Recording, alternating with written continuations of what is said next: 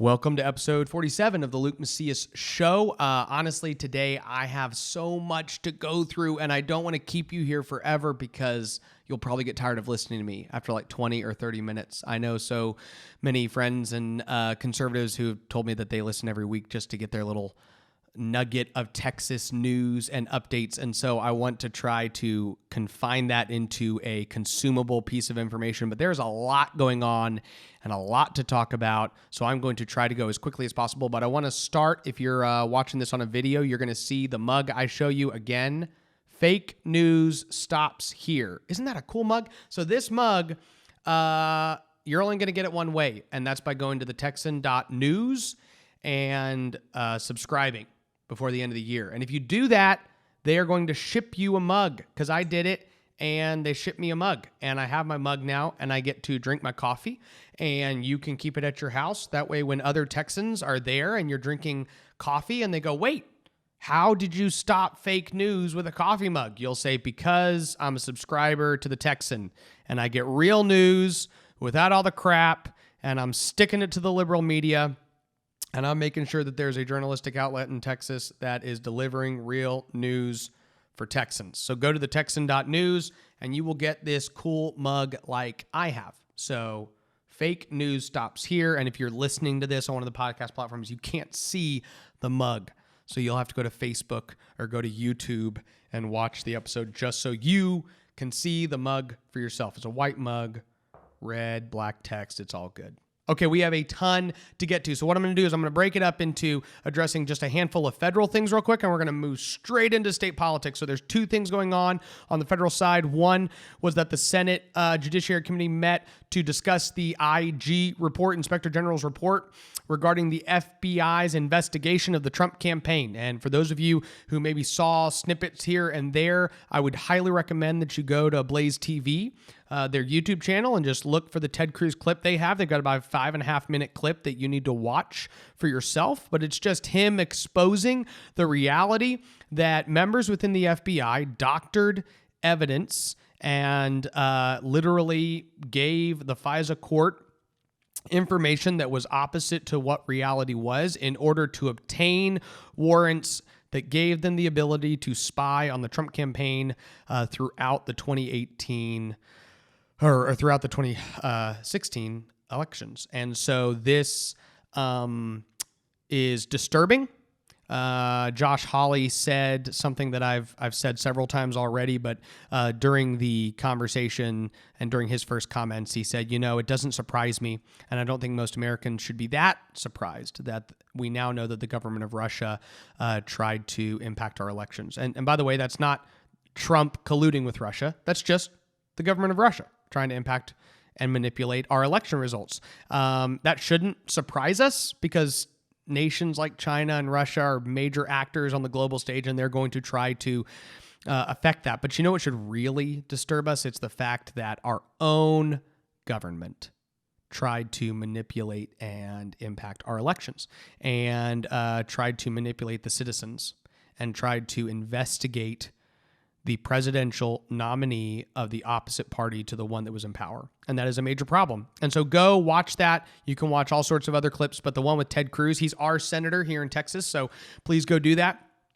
Chip Roy also, when it comes to the national stage, impeachment is a big issue. And Chip Roy came out with a very well-written op-ed in the National Review. And he is my congressman that I've mentioned several times because I love Chip Roy, and he's doing a phenomenal job in D.C. He is the top target in Texas by Democrats. And some people might argue that there's other top targets. I will tell you, Chip Roy is absolutely the top target, because he's not just another Republican. He's actually a hardcore conservative, articulate warrior who knows how to effectively navigate the legislative process in D.C. He can effectively navigate the swamp, and he's doing so to advance conservative principles, and they absolutely hate him for it. So Wendy Davis is running against him, and he is going to be a top target from now till November of 2020. He wrote an op-ed that many of you can go read, and it is at the National Review. The title is "No Impeachment, Let the American People Decide." He made a really good point in this and in an interview he had on Fox News with Chris Wallace, where he said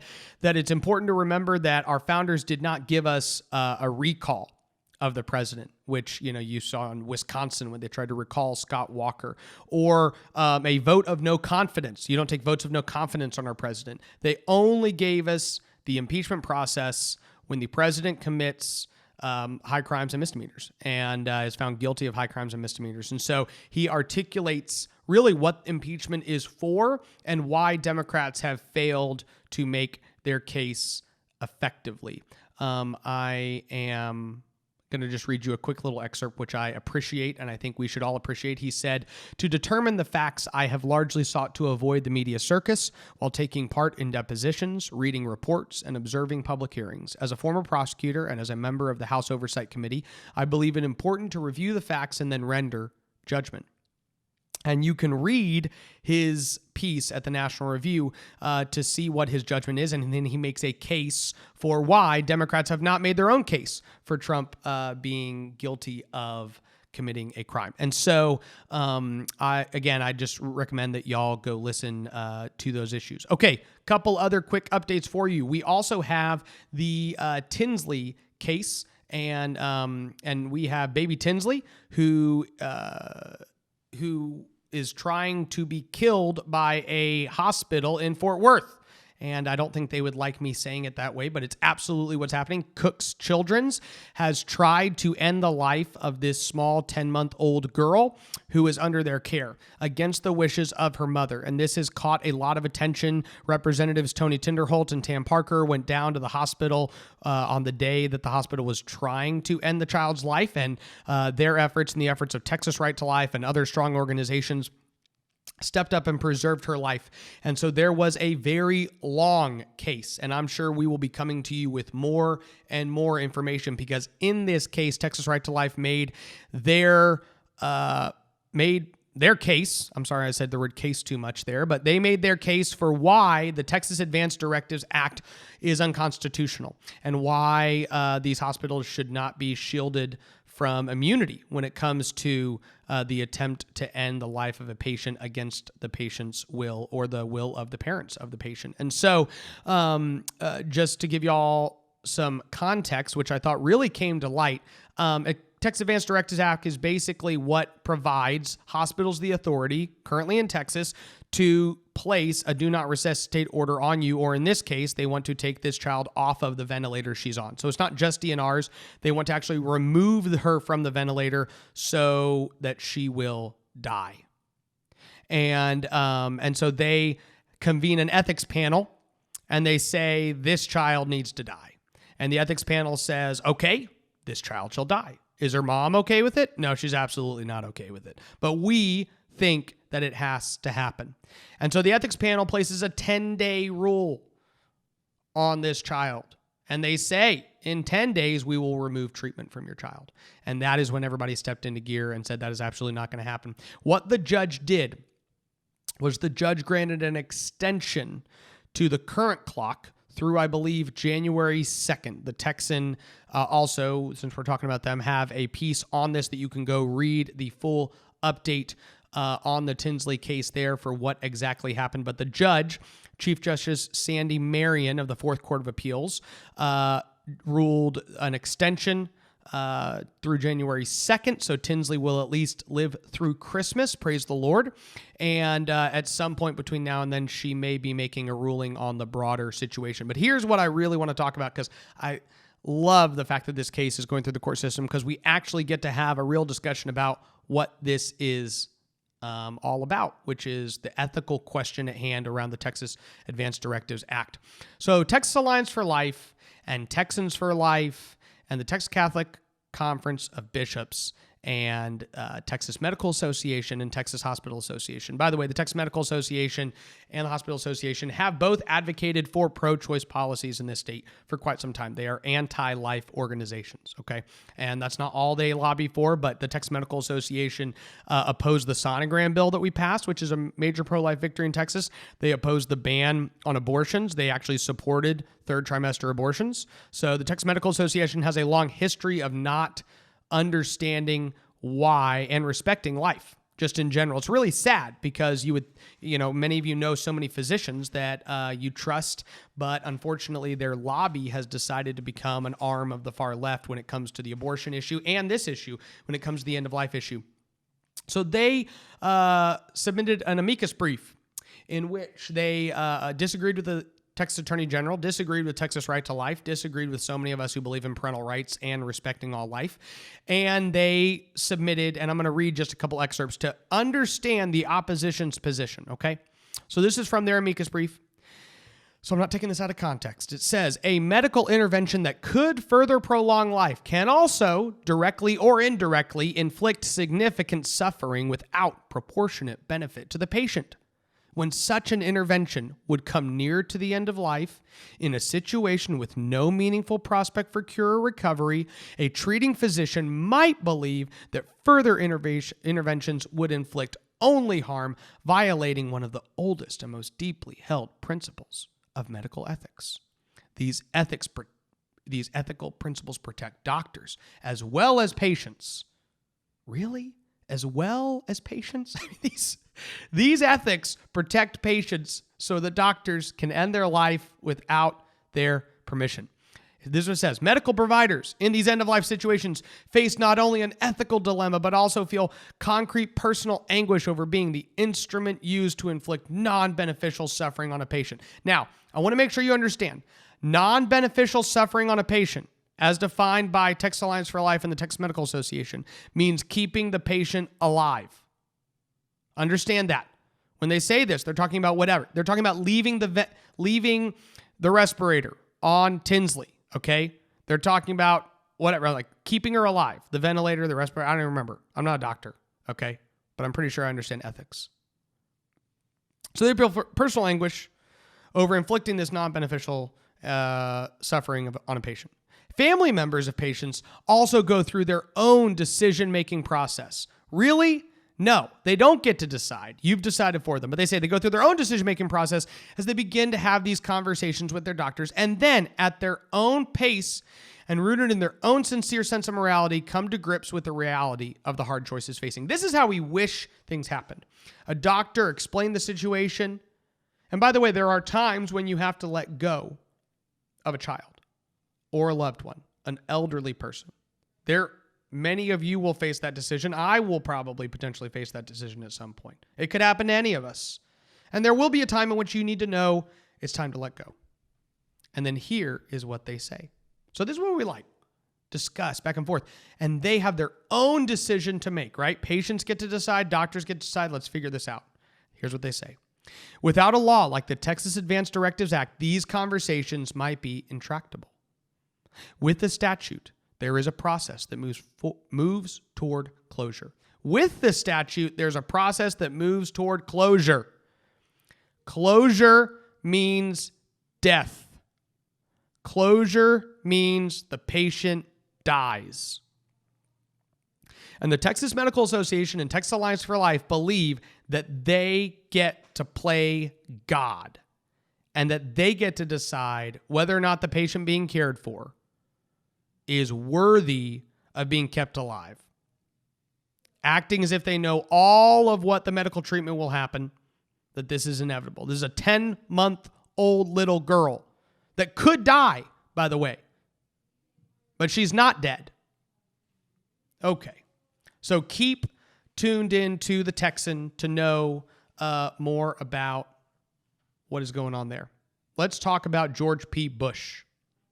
And more importantly, let's talk about Kyle Biedermann first. So Representative Kyle Biedermann, he's my state representative. I know I'm talking about my conservative congressman, Chip Roy, my conservative state representative, Kyle Biedermann. And I know, I've got some great representatives over my community, which is pretty awesome. So Kyle Biedermann wrote a letter to the governor on December 11th.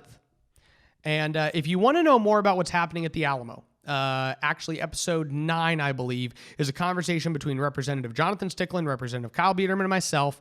It's actually one of our more downloaded episodes, and it is going through the entire process of what's happening at the Alamo. I'm going to give you the very short version for those of you who don't actually want to go back and listen to episode 9.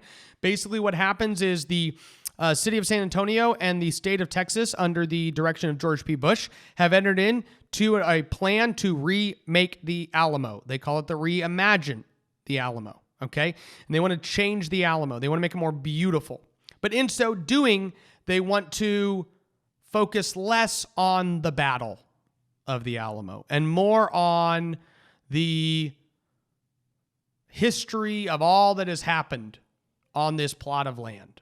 And they want to talk about the indigenous people that at one point lived here and the other things that happened within this plot of land. And this is something that most Texans are very upset about, because we actually see the Alamo as an icon of Texan, as a symbol of Texas, of our grit and determination, of our principles, of our willingness to stand, of our willingness for our people that came before us to have vision beyond just their own preservation, and vision that was willing to sacrifice ultimately to preserve the liberty and freedoms of their fellow Texans. So there's a lot of concern over what this means. And just to let you know, George P. Bush or the mayor could at any time veto the plan. So this is wholly within. Now, the mayor of San Antonio, Ron Nirenberg, is a very progressive liberal Democrat. So he's loving it right now, to be honest. He's like driving this train and going, man, this is awesome. George P.'s going along with everything I want him to do. Let's keep going. So Kyle Biedermann writes a letter. He said, Governor Abbott, this was to Governor Abbott on December 11th. Governor Abbott, we fellow Texans call on you in the name of liberty, patriotism, and everything that is dear in Texas to join with us to stop the removal of the cenotaph from the Alamo battlefield. And the cenotaph is the tomb that has been erected that, basically exemplifies and personifies and recognizes the defenders of the Alamo. Okay. And I hope I'm saying that correctly, but that's basically what the cenotaph is. And so part of the plan is to remove this. Again, going back to the fact that it's becoming less about what happened at the Alamo and more about the whole history of everything that's ever happened on this piece of dirt. Many thoughtful people have responded. This is back to the letter. Many thoughtful people have responded in dismay to the efforts to dismantle and move the Alamo cenotaph, but their voices have been ignored. On behalf of our fellow citizens and patriots, I appeal to you with all the honor and reverence due to the governor of this great state of Texas to take immediate action to protect the monument to the brave defenders of the Alamo. With all due respect, your silence to date has emboldened those seeking to whitewash Texas history.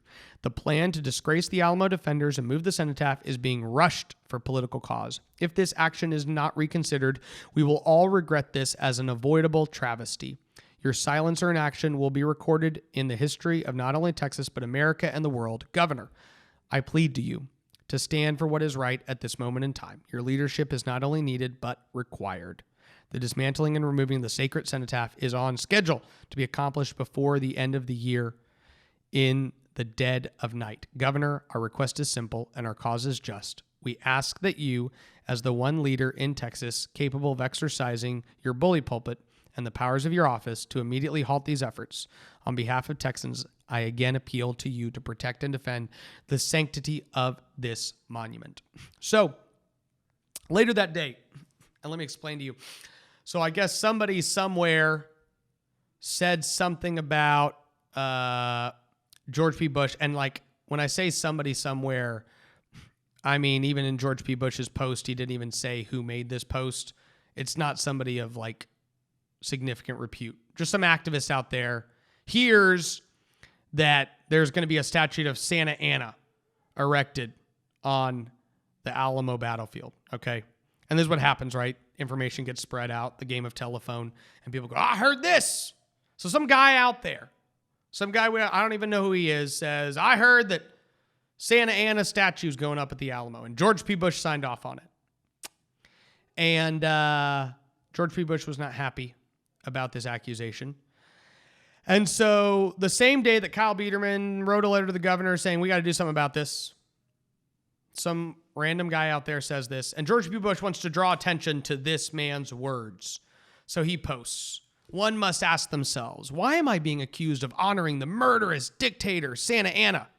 Is it because my mother, now a naturalized citizen, is from Mexico? I was born in Houston. My wife is from San Angelo. My boys were born, you guessed it, here in Texas. As a United States Navy veteran who deployed to Afghanistan, I know exactly what it means to be loyal to the American flag, this country, and this great state. The idea that I would ever place a statue of Santa Anna at the Alamo is patently false. Enough is enough. This is an outright lie and is quite, frankly, flat out racist.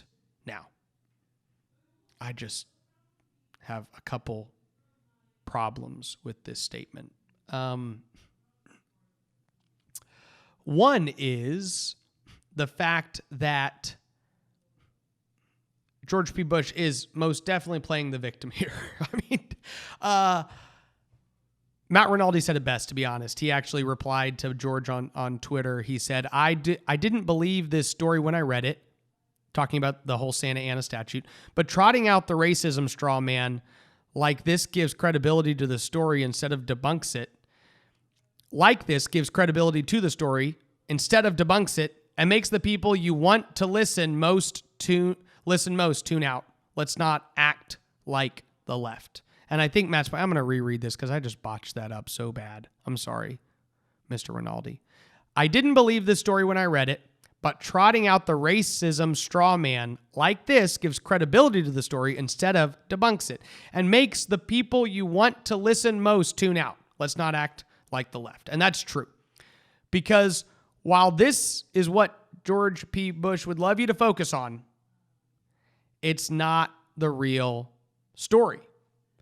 And Kyle Biederman actually replied to the commissioner on Twitter, said, Commissioner Bush, you obligated Texas to a long-term lease with the city of San Antonio, which is true.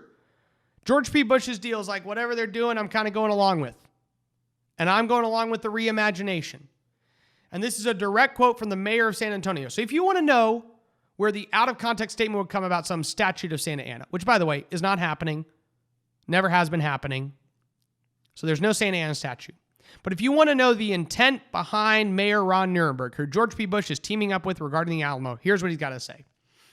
I think everyone who shed blood in the defense of liberty and the things they believe in on both sides ought to be honored, and that's exactly what the intent of this redevelopment plan is. Listen to that, guys.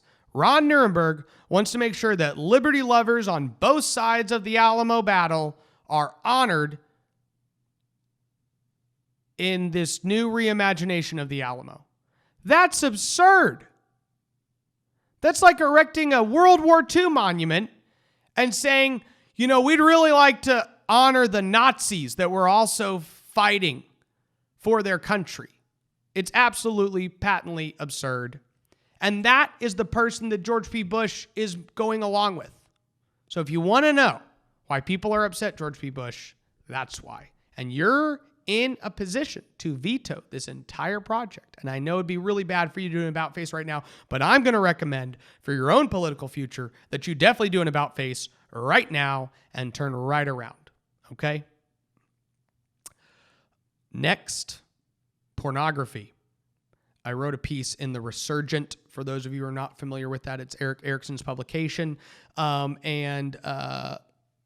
give you the short version. Matt Walsh teams up with Ben Shapiro, has a huge following and a podcast, has written recently on how he thinks that porn should be banned and regulated in some form or fashion. This is a big discussion happening.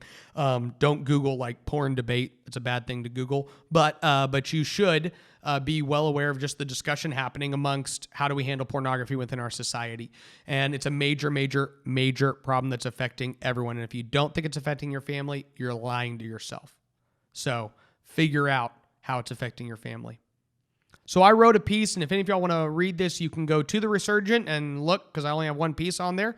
And you can go to Facebook, because I posted it there as well. But the title essentially says, every state should declare pornography a public health crisis. And for those of you who don't know, there are already 16 or 15 states who have declared pornography a public health crisis. And I think it is. And I think when you dig back the ramifications of pornography on society, it can be deemed as such. We deem a whole lot of other things public health crises. They're probably not nearly as bad. And so I would encourage you to go and read that article and let me know what you think. Either send me a message through my website or you can comment there directly on the article. But I do think that a conversation around pornography is long overdue, and I'm glad it's being had. I'm not sure I completely agree with Matt Walsh's all of his conclusions, but I think he's bringing out some interesting perspectives. And one I'll kind of bring to light that I think is interesting is one of the points Matt makes is that, when that the internet is somewhat of a public platform. And the truth is that there are a lot of children, young children who encounter pornography who don't provide their consent. And so they're in some way being abused through the proliferation of pornography that is fed on the internet and gets its way into these children's hands, right? And so, we don't let a 6-year-old go into a certain bars, right? I'm sorry, we can't come in here, or club or whatever. And so just the idea of, is there at some point, and you couldn't walk in with your kid to a strip club, I don't think. Maybe I'm wrong. I've never been to a strip club, so I wouldn't be the one to ask. But the idea being, is there some way to restrict people's access? And one of the things I know it's been discussed at some point that I think should be considered is just making sure that internet providers provide a automatic porn filter at the point of the internet coming into the home. And so I think that's been discussed actually around the world before, not just in our nation. And so that's something that can be further discussed from a policy position. But anyways, for those of you who are interested in this discussion, I would go follow Matt Walsh. He's writing at the Daily Wire and has some phenomenal pieces on this issue. There's other people who have commented on it as well, but it's something to definitely consider. And then last but not least, I'm going to talk very briefly about Rick Miller. Rick Miller was a state representative who made an absolutely asinine comment regarding why his opponents were running against him, that 2 of them were Asian, and they were running because there's a big Asian population in his district that's been growing, and so they're running against him in the Republican primary because they're Asian.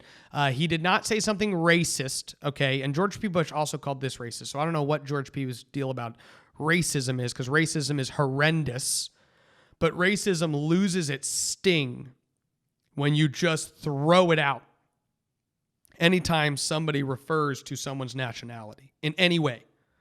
So Rick Miller was not making a racist statement. And Rick, if you ever listen to this, I'm sorry for how you were treated. I should also probably say that I would not support your reelection because I don't think you did a great job as a state representative. I really do not. And so, but that doesn't justify the weird standard that's being created by Republican officials. And this is what I want to kind of draw quick attention to. So I wrote an op-ed in the Texas Scorecard that was published, I believe, last Thursday. And in it, I just tried to also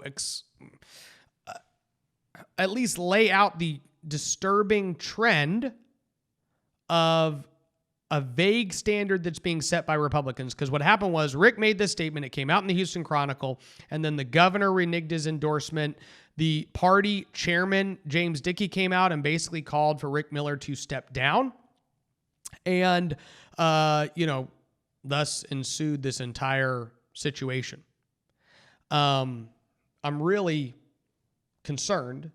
And I'm concerned because I don't know what behavior is worthy of condemning and not. I don't know what behavior requires you to call somebody not worth being a state representative and what loses you support. Dustin Burrows is somebody who I've talked to about on this program, but Dustin Burrows was in a meeting with Michael Sullivan where they tried to offer him state official favors in exchange for campaign involvement, and that is absolutely wrong. And then they went out and tried to cover it up and tried to lie about it. And when Michael came out and said, I have a recording of this entire conversation, and by the way, y'all should know this, unless this is like your first episode you're listening to, since I talked about this like 10 episodes in a row. But this led to Dennis Bonnen leaving office. Our Speaker of the House has said, I'm not running for re-election. He will not be a state representative anymore, which is a great win for honesty and transparency and truth in Texas. But when Michael came out and said, I have a recording, a week later or so, the governor came out and said, I'm endorsing Dustin Burrows. Or maybe I was actually, let me back up. I think I just misspoke, so I apologize. I believe what happened was Michael made these accusations, and then the governor came out and said, I'm endorsing Dustin Burrows for re-election before Michael released the recording, but after he said he had the recording. So Michael said, I have a recording, and they did everything. And they're lying about it all. And Governor Abbott came out and said, I endorse Dustin Burrows for re-election. And James Dickey is asked about it, and he says, I don't want to listen to the recording. And then even when the recording was made public, Abbott didn't pull his endorsement and say, yep, Dustin Burrows lied. Now I'm backing off. And James Dickey, when pushed, didn't say anything. Well, it's up to the legislature to decide. He could not possibly say that the Speaker of the House lied to all of Texas and therefore shouldn't be a state representative.